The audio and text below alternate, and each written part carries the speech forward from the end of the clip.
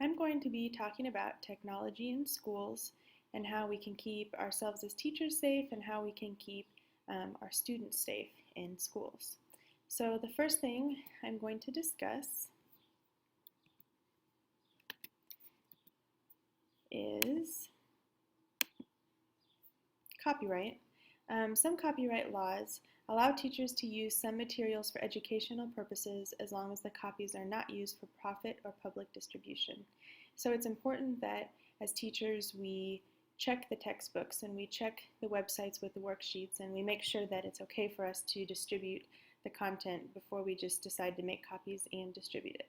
Some challenges that I have read about and that I know from personal experience is that when you have information in electronic form, it can be more fragile, meaning that it's just out there. It's easily changed. It's not a piece of paper that we have to take time to change. You can easily change it online on your computer before you distribute it and maybe claim it to be your own.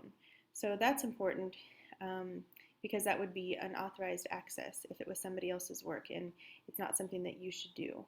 The speed of communication alters relationships among people because it does not give us time to reflect on the possibility and implications of unethical use. So because so much information is being kind of blasted at us, and when you Google for something, it comes up so easily, it's really easy to not think about the implications of what you're doing and what you're distributing.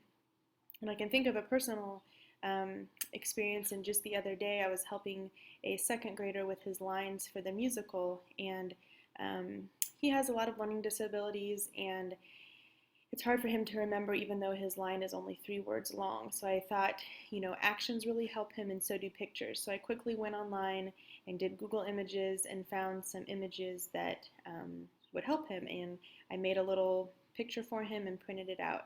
And I didn't really think twice about it until later, and I was working on this project that I might have used somebody else's work, and I probably should have checked that out. The next thing I'm going to talk about is morals. When you're working with young kids, according to Piaget, as children develop, they are increasingly able to understand different perspectives and put themselves in the place of others. So they move from the egocentric perspective to a place where different points of view are respected. Another person that I read about was a theorist called Kohlberg, and he talks about the increasing ability of humans to respond to moral dilemmas as they develop. And he has 6 stages. And I think a lot of times with elementary students, they might be in stage 1, obedience, which says, what solution avoids punishment for me? Or stage 2, self-interest orientation, what solution helps me? Or stage 3, conformity, what solution best fits with social norms? I think usually with the kids that we work with in elementary school, that might be the stages that they're in. So what we have to do is help them to understand that they're not just going to do things because it feels good or because they want to. They need to really think about the implications of their actions and what they're doing online, and we need to help them figure out not just what will help them stay out of trouble or avoid punishment or help them, but what will follow the laws and rules of society. So that is morals, and the next thing I'm going to look at is just kind of the safe use. There's so much social media out there. There's Facebook, Twitter, MySpace, YouTube. It's very easy for kids to get online, very easy for them to sign up for some of these social media things. And so we need to make sure that we are keeping them safe. So I found a video to watch of a woman talking about safety.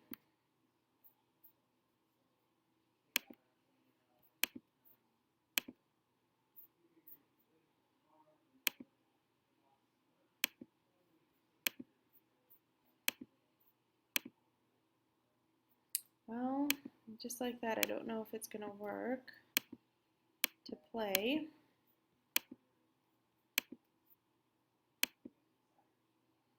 There's so much happening online, and it's a challenge even to keep up with the latest things. But of course, social networking and the negative things kids do to each other when they don't fully realize the harm that they're causing. But somebody gossiping in a school or in a small group, the gossip is pretty much contained to a few people. But if you do something or accuse somebody of something or set somebody up for something on a social network, the implication is huge. Thousands of people will know about it. Kids end up having to switch schools. Some kids are just marked for life with some of the hateful things that people say and do. So bullying is a huge issue. Cyberbullying, which is, saying negative things about kids or setting them up for failure or all kinds of instances like that. Also, it's really important how kids use their cell phones because they can send pictures of themselves that are completely inappropriate and get into really, really big trouble. Unfortunately, kids don't always understand the implications of what they're doing. And so you would think that maybe a certain photo would stay between you and your boyfriend. But more than likely, it's not going to, and it's going to go viral, and you're going to have to live with the consequences of that for a long time. So there are all kinds of things like on technology these days that have just opened the whole world up to whatever action is taken by the child, and that's why we really want to equip them to be online so that they can have a safe and rewarding experience online and not run into some of these issues. And I think that that is important too, because I think we forget about kids having cell phones in school and just all the really easy ways for kids to be online and to use things online. And we just really need to teach them how to be safe and that a picture can last forever. What they type into anywhere online is forever. And just because they might think that it's between them and a friend, with kids these days, a friendship can turn south really quickly and somebody could get mad at somebody, and if it's on paper or a picture, it's really easy for somebody to distribute. So this is something I think that we can't take for granted. I think we can't, expect parents to be teaching about this. I think it's something we have to teach at school and explain and role play so that everyone understands. So that leads me to the next part, which talks about cyberbullying. I think this is huge.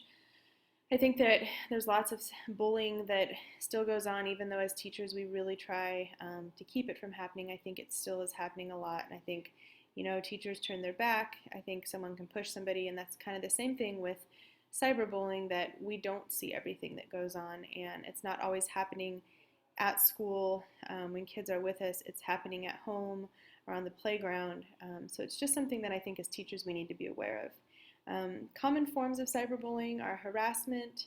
I read a new term called flaming online. It means fighting using electronic messages with angry and vulgar language. Impersonation, outing and trickery, and cyber stalking. And I think it's important as educators that we look for the warning signs. Appears sad, moody, or anxious, avoids school, withdraws from or shows a lack of interest in social activities, experiences a drop in grade or decline in academic performances, appears upset after using computer or being online, and appears upset after viewing a text message. And I think that a lot of these symptoms and warning signs could be something else, so I think it's important.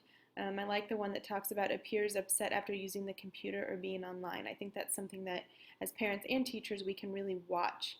That if someone gets a text message and appears really upset or gets off the computer and seems upset, maybe they just got an email or text that was a form of cyberbullying. So I found a video that I think kind of hits it home, gives percentages of kids being online and who's being a victim and who's being bullied. So let's watch that.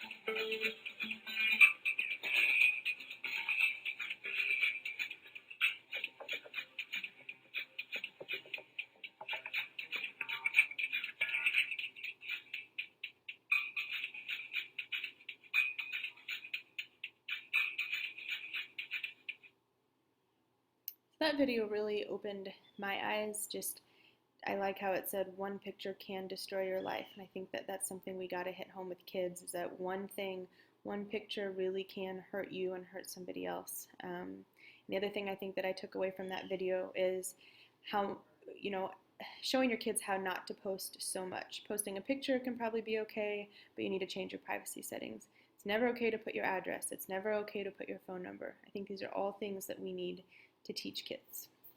So that brings me to my last point, and that was just confidentiality.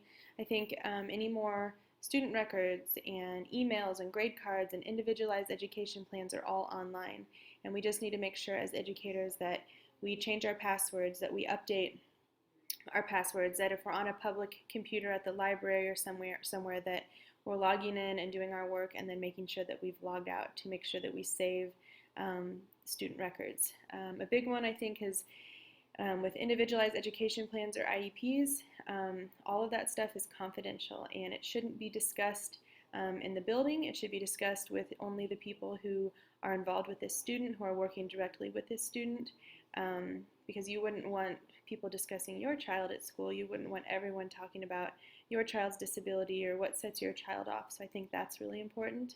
And I think the last point I want to make is emails, especially using your school email address and your school computer, to make sure that when you're emailing from teacher to teacher that you are using initials of students, you're not talking badly about anyone, that you're not giving out too much information online. If you are giving information, making sure you have consent from the appropriate parties.